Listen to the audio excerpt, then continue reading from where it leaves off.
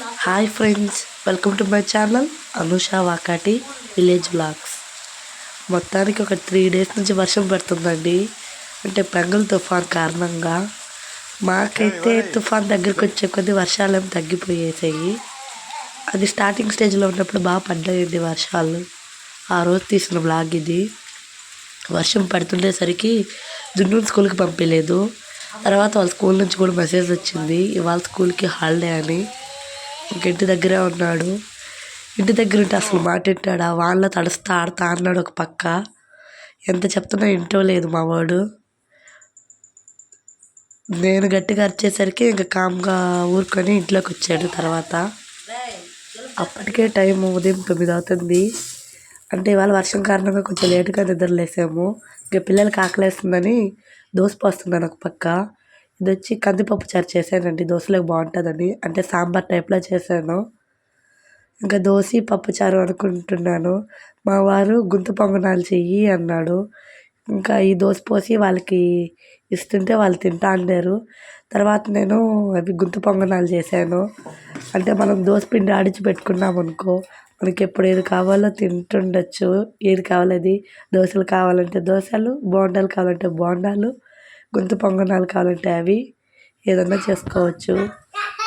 ఈ వర్షాకాలంలో పిండి స్టాక్ ఉండమే మేలు ఇంట్లో, నాకు తెలిసినంత వరకు.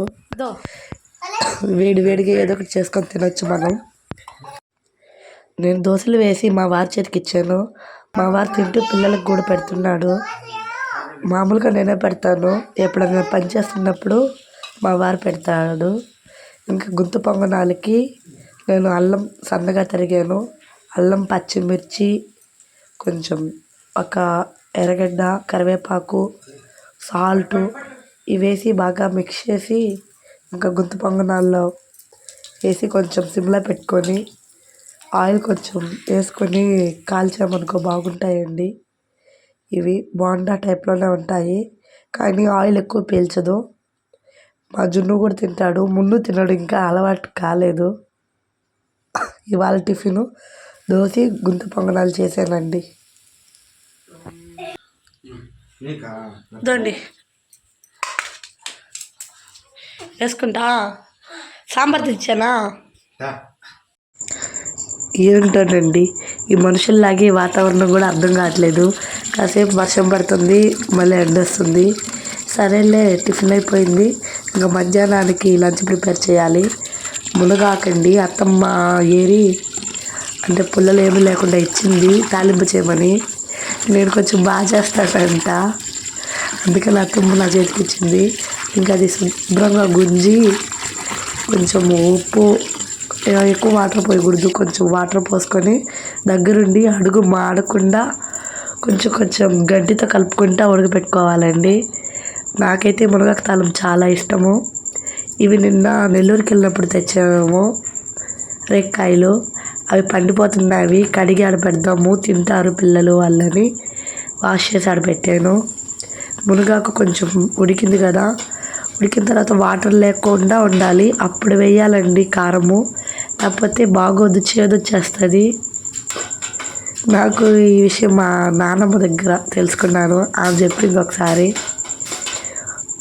ఇలా కలుపుతూ ఉండాలి. వాటర్ మొత్తం ఇంకిపోయిన తర్వాత మనం మిక్సీ పట్టుకున్న కారం అంటే ఎండుమిరపకాయలు, ధనియాలు, కొంచెం జీలకర్ర, తెల్లగడ్డ ఇవి మిక్సీ పెట్టుకున్న పొడి వేసుకొని లాస్ట్ దించే ముందు కలుపుకొని ఒకసారి మూత పెట్టేసి ఆపేసుకుంటే బాగుంటుందండి.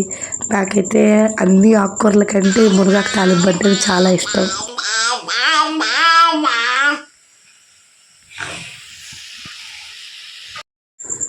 మా బుడ్డోడు చూడండి, నేను వంట చేస్తా అంటే ఆడికొచ్చి కాలు పట్టుకుంటాడు గట్టిగా. ఎత్తుకో ఎత్తుకో మమ్మీ అని. మళ్ళీ ఎత్తుకుంటాను నేను, ఇక్కడ వంట చేస్తున్నాను కదా అని. వాడిని కిందే పెట్టున్నాను, ఏడుస్తాడు. లేకపోతే అక్కడ ఉన్న గిన్నెలు అవన్నీ కిందేస్తా ఆడుతూ అంటాడు ఆటలు. ఆడుకొని ఆడుకొని మమ్మీ గుర్తొచ్చినప్పుడు వస్తాడు వంటగదిలోకి. ఈ తాలింపు అత్తమ్మ వాళ్ళకి ఇచ్చేసి వస్తాను. ఇలా ఇంటి వెనక్కి వెళ్ళి అక్కడ గోడ దగ్గర నుంచి ఇచ్చేస్తాను మా అత్తమ్మ వాళ్ళకి. అత్తాను అత్త అత్త అత్త అత్త అత్త తాత అత్త పావు. సాయంత్రం 3 అయిందండి టైము. నేను మిద్ది మీదకి వెళ్తుంటే మా బొడ్డోడు కూడా వస్తున్నాడు. వాళ్ళ డాడీ పని నుంచి వచ్చి నిద్రపోతున్నాడు. ఇంకా మిద్ది మీదకి డైలీ నాతోనే వస్తాడు. అలాగే వచ్చాడు. ఇంకా బట్టలన్నీ సవగాలు కొడుతుంది కదా, తీగల మీద వేస్తే సరిగ్గా ఆరటం లేదు. నేను కింద ఆరేసాను. కానీ వచ్చి నేను పూలు కోస్తుంటే కాసేపు ఉండాడు. మా బుడ్డోడు ఆడుకుంటుండాడు. ఆడుతూ ఆడుతూ పడిపోయాడండి మెట్ల మీదుగా పక్కన. ఉండలేడు పక్కనే. ఎప్పుడు వెళ్ళిపోయాడు. ఇంకా పక్కన చూసుకోలేదు. పడిపోయాడు. బాగా దెబ్బ తగిలిందండి. దొక్కపోయింది చిన్నోడికి. ఇవాళ నా వల్ల వాడికి దెబ్బ తగిలింది. చాలాసేపు ఏడ్చాడండి బుడ్డోడు. గర్నీలో తీసిపోసి స్నానం చేపించి వెంటనే నిద్రపోయేసాడు. ఆ నొప్పికి పాపం చాలాసేపు ఏడ్చాడు బుడ్డోడు. ఇవాళ నా వల్లే దెబ్బ తగిలిందండి. ఈ వీడియో అంతే ఫ్రెండ్స్. నా వీడియో మీకు నచ్చినట్లయితే please like, share and subscribe my channel Anusha Vakati village vlogs.